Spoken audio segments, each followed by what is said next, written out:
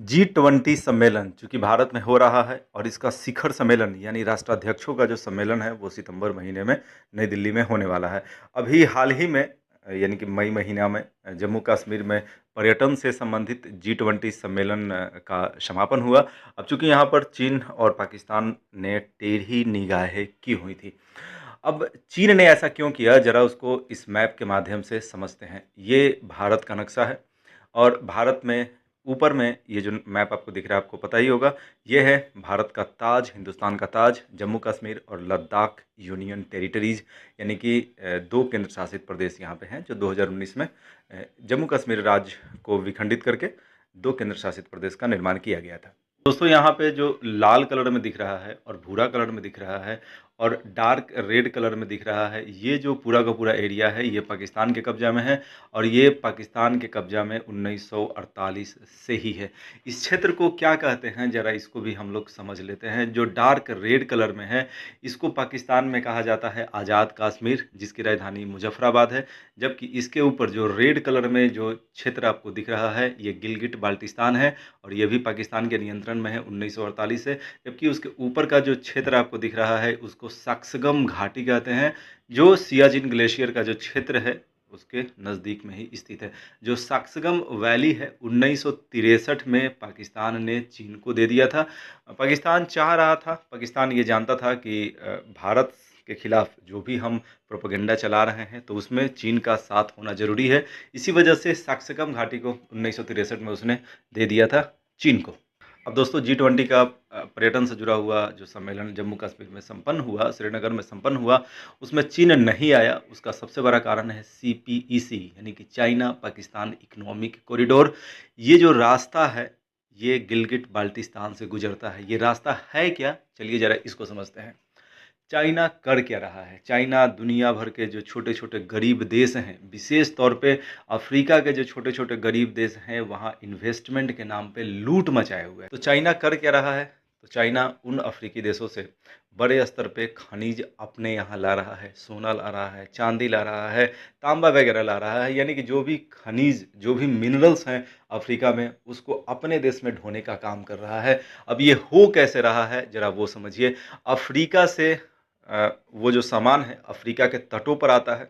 उसके बाद पाकिस्तान का जो ग्वादर बंदरगाह है, ग्वादर बंदरगाह तक वो सामान पहुंचता है। उसके बाद CPEC, जिसका मैंने थोड़ा देर पहले चर्चा किया, चाइना पाकिस्तान इकोनॉमिक कॉरिडोर, इस रास्ते के माध्यम से वो सारा का सारा जो सामान है वो चाइना जाता है और ये जो CPEC है ये गिलगिट बाल्टिस्तान से गुजरता है। गिलगिट बाल्टिस्तान 1948 से ही पाकिस्तान के कब्जा में है, हालांकि ये भारतीय क्षेत्र है। तो यही वो प्रमुख कारण है कि श्रीनगर में जो सम्मेलन हुआ पर्यटन स्तर का, उसमें चीन ने भाग नहीं लिया, क्योंकि चीन का कहना है कि जम्मू कश्मीर एक विवादित स्थल है, जबकि हम जानते हैं कि जम्मू कश्मीर हमारा है। और जो CPEC है इसके अंतर्गत रेल मार्ग भी है, इसके अलावा सड़क मार्ग भी है, इसके अलावा हवाई मार्ग भी है और गैस और पाइपलाइन भी स्थित है। यानी कि अफ्रीका से जो वो मिनरल्स ला रहा है या दुनिया के अन्य देश से जो मिनरल्स लूट कर वो ला रहा है, वो CPEC जो मार्ग है इसके माध्यम से वो चाइना पहुंचा रहा है। अगर अभी पाकिस्तान की बात किया जाए तो पाकिस्तान में उथल-पुथल का माहौल है और ऐसा पहली बार नहीं हो रहा है कि जब पाकिस्तान में उथल-पुथल हो। लेकिन सबसे बड़ा बात यह है कि पाकिस्तान जब से निर्मित हुआ, इस्लामिक रिपब्लिक ऑफ पाकिस्तान, उसके बाद से अब तक का सबसे खराब दौर पाकिस्तान में चल रहा है। महँगाई चरम पे है। 2-3 महीने पहले पाकिस्तान में क्या हुआ, आटा का कीमत कितना था या जो अन्य खाने वाली जो वस्तुएँ हैं, उनका कीमत आसमान छू रहा था, अभी भी छू रहा है। इसके अलावा वहाँ का जो विकास दर है, जो डेवलपमेंट का रेट है, वो लगभग शून्य है। IMF, वर्ल्ड बैंक जैसी संस्थाओं का जो लोन है, वो इतना ज़्यादा हो गया है कि पाकिस्तान कर्ज से दब चुका है। पाकिस्तान के पास इतनी क्षमता नहीं है कि वो कर्ज को लौटा सके इन संस्थाओं को। एक चीज़ और जानकारी आपको होना चाहिए कि 2021 से भारत और पाकिस्तान के बीच नियंत्रण रेखा पर युद्ध विराम है, जो कहीं न कहीं एक अच्छा-सा बात है। लेकिन पाकिस्तान में जिस तरीके से अभी उथल-पुथल का माहौल है और वो एक ऐसा माहौल है जब पाकिस्तान में कहीं न कहीं एक डर है, पाकिस्तान के अंदर ये डर है कि क्या पाकिस्तान 1971 की भांति फिर से टूट जाएगा?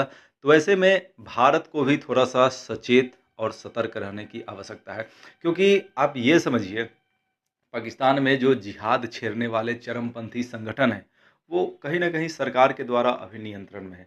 लेकिन मान लिया जाए कि जिस तरीके से पाकिस्तानी सेना और इमरान खान के बीच टकराव चल रहा है, जिस तरीके से लोकतांत्रिक शक्तियों और आर्मी के बीच टकराव का दौर चल रहा है, अगर ये अनियंत्रित हो जाए, तो ये जो जिहादी हैं, ये जो चरमपंथी हैं, आतंकवादी हैं, इन पर में भी हो सकता है कि ना तो सेना का नियंत्रण रहे, ना तो इमरान खान का नियंत्रण रहे और ऐसे में भारत के खिलाफ जो आतंकवादी घटनाएं हैं वो बढ़ सकती है। हालांकि भारत वेट एंड वॉच की स्थिति में है और जो सतर्कता है, सीमा रेखा पे जो सतर्कता है, लाइन ऑफ कंट्रोल पे उसको बढ़ा दिया गया है। अब बात करते हैं कि क्या पाकिस्तान 1971 की भांति फिर से टूटेगा? 1971 में क्या हुआ था? 1971 में पाकिस्तान का जो पूर्वी हिस्सा था, जिसको आज बांग्लादेश कहते हैं, जो 1971 में एक अलग देश के रूप में सामने आया और चूँकि पहले 1947 के बाद से पूर्वी पाकिस्तान और पश्चिमी पाकिस्तान एक कंबाइंड पाकिस्तान था, इस्लामिक रिपब्लिक ऑफ पाकिस्तान एक कंबाइंड था।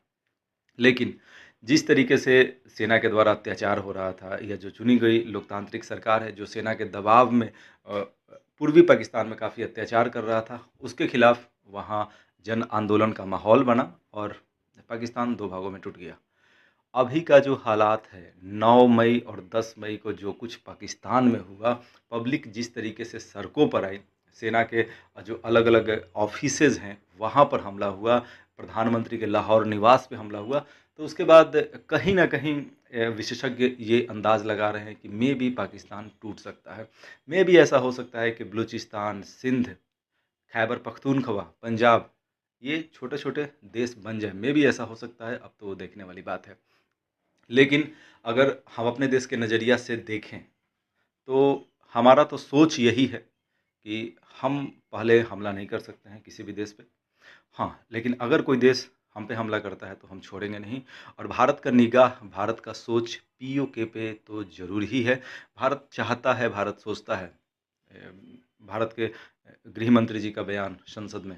इसके अलावा रक्षा मंत्री जी ने भी स्पष्ट किया है कि पीओके हमारा है और पीओके हम लेकर के रहेंगे, कि भारत पहले हमला नहीं करेगा। अब चूँकि ऐसे में एक सवाल और है कि क्या पाकिस्तान भारत की तरफ हमला कर सकता है? तो ये कब हो सकता है, ज़रा इसको समझने का प्रयास करते हैं। अभी वहाँ पर तथाकथित लोकतंत्र है, शहबाज शरीफ की सरकार है, वहाँ पर गठबंधन की सरकार है। लेकिन मान लिया कि मेबी एक कल्पना कीजिए कि इमरान खान को फांसी हो जाता है और पाकिस्तान में गृह युद्ध का नौबत आ जाता है और पाकिस्तान में इमरजेंसी जैसे हालात आ जाते हैं या इमरजेंसी लगा दिया जाता है, शासन सेना के पास आ जाता है, तो जाहिर सी बात है जनता कहीं ना कहीं सेना के खिलाफ जाएगा। इसके अलावा एक चीज़ और, अभी हाल फिलहाल सेना के जो बड़े बड़े टॉप ऑफिशियल हैं वो कहीं ना कहीं इमरान खान के समर्थन में भी दिखे हैं। तो आर्मी क्या करेगा? आर्मी जो आवाम है वहाँ के जो लोग हैं, जब सेना के खिलाफ होंगे तो लोगों का ध्यान भटकाने के लिए छद्म राष्ट्रवाद का सहारा लेगा वहाँ का सेना, ऐसी संभावना है, ऐसे विशेषज्ञ भी कह रहे हैं। और वैसे हालात में वो भारत के खिलाफ छोटे स्तर का युद्ध छेड़ सकता है ताकि सेना जनता का ध्यान भटका दे छद्म राष्ट्रवाद के नाम पे, झूठे राष्ट्रवाद के नाम पे। इसके अलावा जो पाकिस्तान के सेना प्रमुख है जनरल असीम मुनीर, अभी की जहाँ तक बात है तो पूरे फ़ौज पर उनका स्पष्ट नियंत्रण नहीं है। तो वो में भी हो सकता है कि वो साबित करने का प्रयास करे कि मेरा फ़ौज पे पूरा नियंत्रण है और वो हमला कर सकते हैं भारत के खिलाफ। और भारत को तो ऐसा मौका की तलाश है। भारत ये सोच रहा है कि भाई तुम हमला तो करके देखो, उसके बाद हम बता देंगे कि अब हम लोग क्या करने वाले हैं। क्योंकि दोस्तों भारत का जो विदेश नीति है वो पहले से बिल्कुल ही बदल चुका है।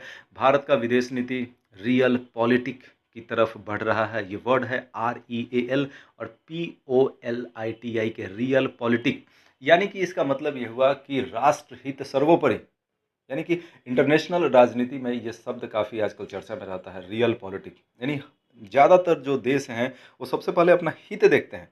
हमारा सोच रहा है शुरू से वसुधैव कुटुंबकम, यानी पूरी दुनिया ही अपना परिवार है। लेकिन वो सोच तो है ही, साथ ही साथ अब रियल पॉलिटिक भी ऐड हुआ है हमारे विदेश नीति में। जब से नई सरकार केंद्र में है, जब से मोदी जी का सरकार है, रियल पॉलिटिक यानी देश सर्वोपरि है, हमारा देश भारत सर्वोपरि है। और अगर पाकिस्तान ऐसा कुछ सोचता भी है, जिस कारण से भी अगर ऐसा कुछ हो, पाकिस्तान की तरफ से हमला हो, तो भारत बिल्कुल ही तैयार है। भारत वेट एंड वॉच की स्थिति में है और निश्चित मानिए पीओके बहुत जल्द हमारा होगा।